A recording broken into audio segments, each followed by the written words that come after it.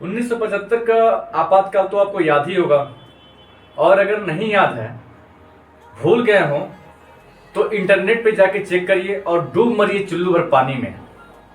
आप लोग पबजी बंद करवा सकते हैं, इंटरनेट बंद करवा सकते हैं, टिकटॉक बंद करवा सकते हैं, लेकिन कमाल की बात तो यह है साहब कि आप लोग धांधली नहीं बंदवा सकते हैं।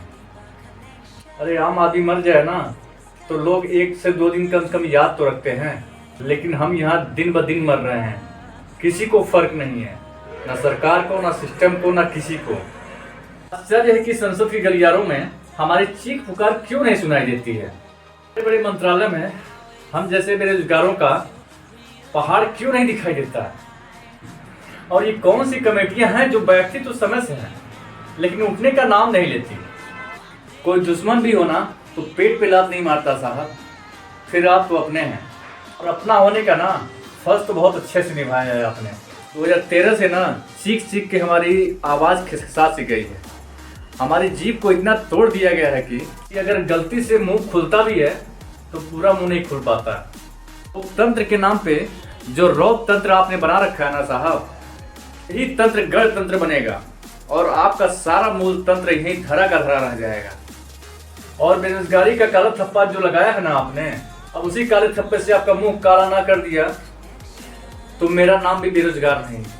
कहते हैं आग और पानी से मजाक नहीं करना चाहिए कभी, और अभी हमारी आग बुझी नहीं है और आंखों से पानी सूखा भी नहीं है, और आपकी आंखों से पानी सूख जाए ऐसा हम होने नहीं देंगे। बाढ़, जिसे बांधने के लिए आपके बातों के आपके जुमलों के लंबे लंबे बांध भी छोटे पड़ जाएंगे उसे बांधने के लिए। अरे कोई भी हो, मुझे फर्क नहीं पड़ता है, हम लोगों को केवल और केवल न्याय चाहिए, न्याय और न्याय। जितने भी लोग युवा हैं, जितने भी युवा पीढ़ी के लोग हैं, उनकी जिंदगी से मजाक क्यों किया जाता है? क्या उन लोगों को जीने का हक नहीं है? उन लोगों को सम्मान के साथ जीने का हक नहीं है क्या? बरसाती नदियों के तूफान को आपने देखा ही कहाँ है जनाब। चलती है ना तो अपने आसपास के इलाकों को अपने अंदर समेट कर संभाल लेती है। खाली योजना मत बनाइए सरकार, रिजल्ट भी क्लियर कीजिए। केवल फॉर्म भरवा कर 5 साल तक बेरोजगारों और कुंवारों के साथ 5 साल तक गौना मत कराइए। ये बात हमारे जीवन की है, हमारे अस्तित्व की है, हमारे मान सम्मान की है। ज्यादा ऊंचाई पे चढ़ जाने से अगर जमीन नहीं बिकती ना साहब, तो याद रखिएगा फिर इसी जमीन के खिसक जाने के बाद बड़ी से बड़ी इमारतें भी नेस्तो नाबूद हो जाती हैं। शांति से सांत्वना पीते रहे और वो हमारी छाती पे मूंग का दाल दरते रहे।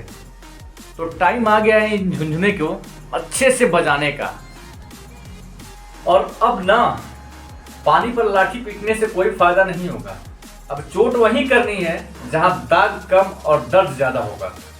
रुकना नहीं है जब तक ये घाव सूखा ना पड़ जाए, ये घाव सूख ना जाए।